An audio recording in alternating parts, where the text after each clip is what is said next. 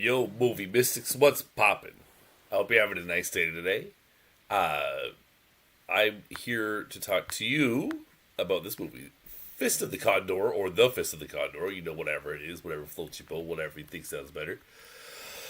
So I was given a Blu-ray of this by the kind folks at Well Go USA. I reviewed this back in late March, but I had sort of larger thoughts about where I can fit this movie contextually, cinematically. I want to get to it. So, you can see the title of the stream. It is what it is. So I'm going to read this review, and then I'm gonna talk about some other stuff, some other movies and TV shows. So The Fist of the Condor is the first kung fu I've seen from the Chile, and perhaps the most exotic factor was what made itself able to be supremely mystical to me. It is great to find a mystical feeling action movie. It takes itself seriously, but provides plenty of action.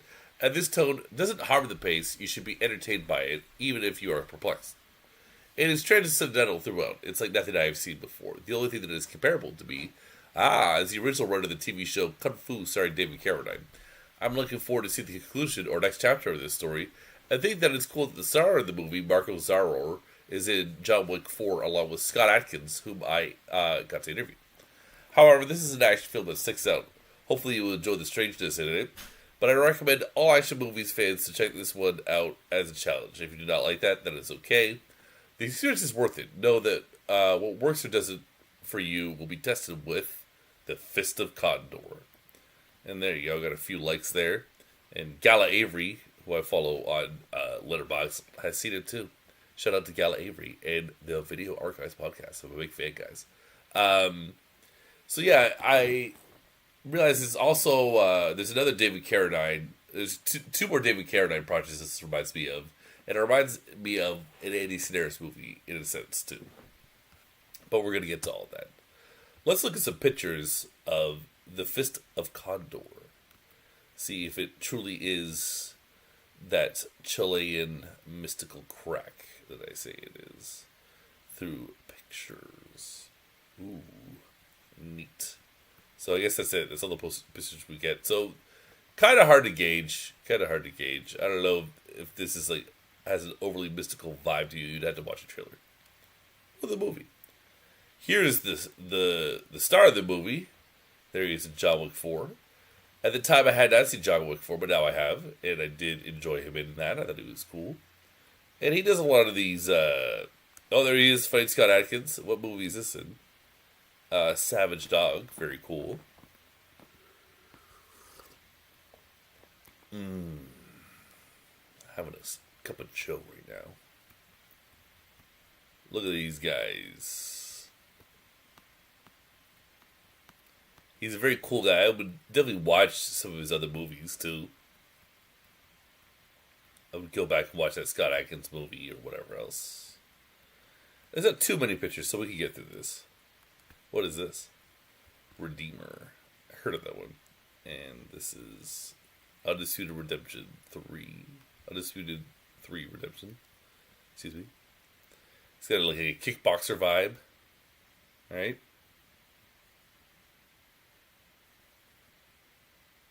Right, he's in Machete Kills. That's pretty cool. He plays himself. Still waiting on Machete Kills in space. Oh, Machete Kills again in space. Not sure we'll ever get that though. And then, okay.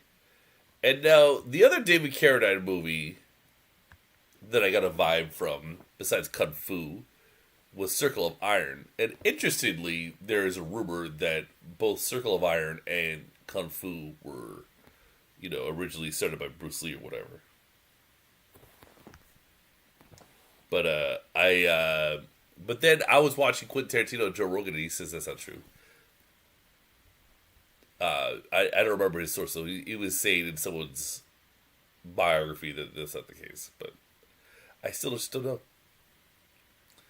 So I remember when this is on the Blue Underground had this on Blu-ray, and I wanted to get it, but I didn't.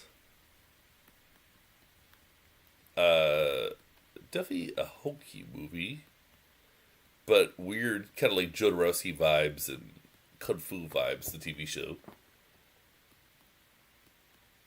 I've actually seen this several times, more than a few. There was a time where I watched it a lot. Yeah, a lot of trials and yeah, it definitely has an El Topo vibe. El Topo means Kung Fu. And Fist of the Condor definitely has that. Like I said, the mystical, transcendental sort of style of Kung Fu. Alright, we went through all the pictures of that.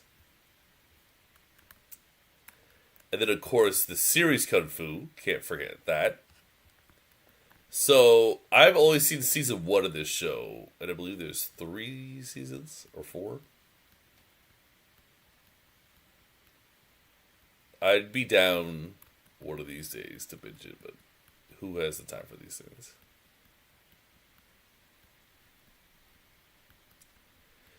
Yeah, the East meets West stuff is very mystical and cool. The Shaolin monk of the Old West just sort of drifted along.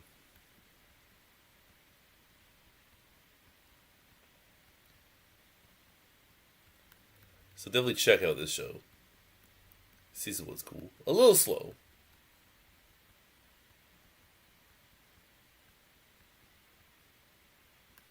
Classic. Look at that. So cool. Who's the director? Kehi Luke. 1973. Oh, this guy's so cool. He's a pretty creepy looking guy. That's what I've seen season 1. I had this for a while. I had this little thing. It was just the first episode of the pilot. It's like 74 minutes. It's like a movie. Oh, yes.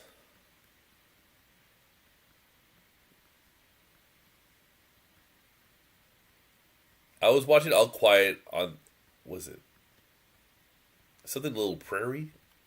I don't know. Sort of 70s soap opera, Old West vibes. And I'm realizing now that it's very similar to Kung Fu.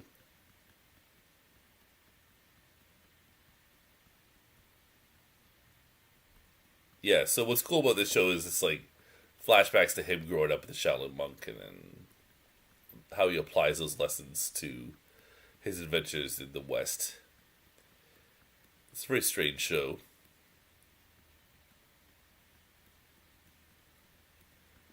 And yeah, I wish I got further in it.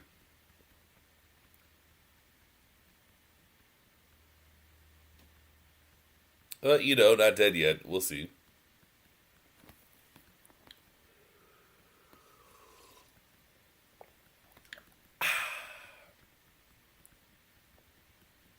I think I'm going to go through all the pictures. Let's do it. We're just hanging out. Just a quick little stream.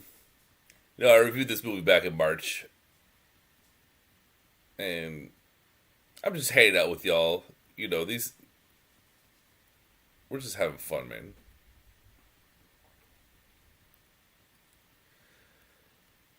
These streams are like kind of tangential, just kind of like, compare this and that to this, to the latest thing. Hopefully fun. Hope you have a nice day today. That's my dog Finn upstairs barking. Being a barker.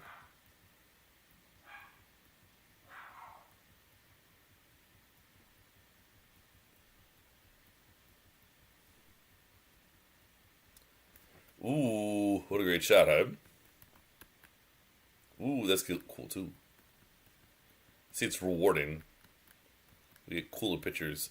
Oh yeah, that's episode 1 classic.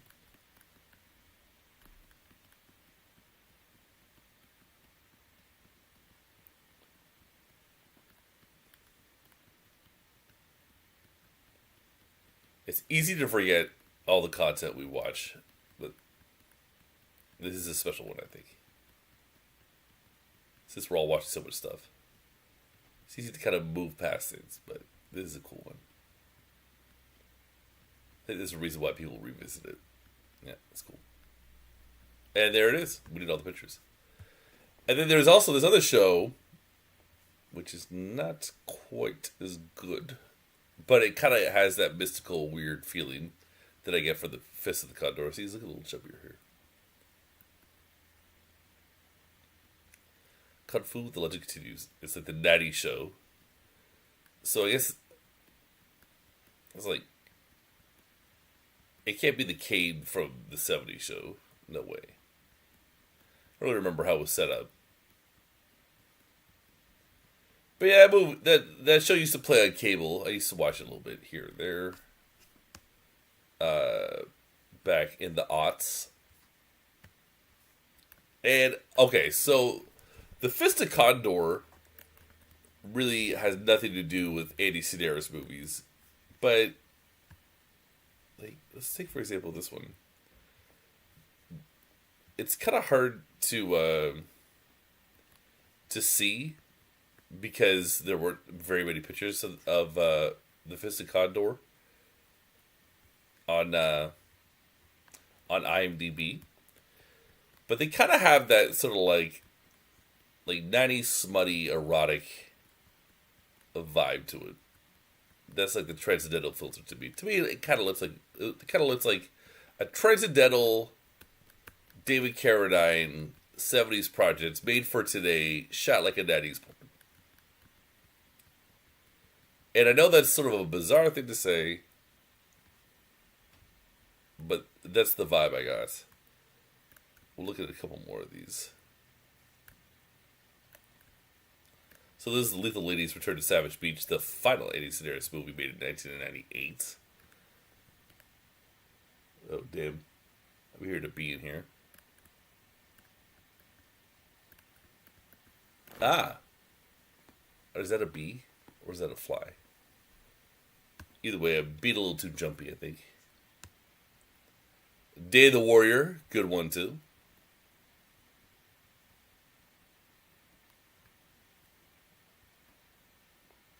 Man, if I get stung by a bee right now, I'm going to lose it. I can't even tell. Is that a wasp?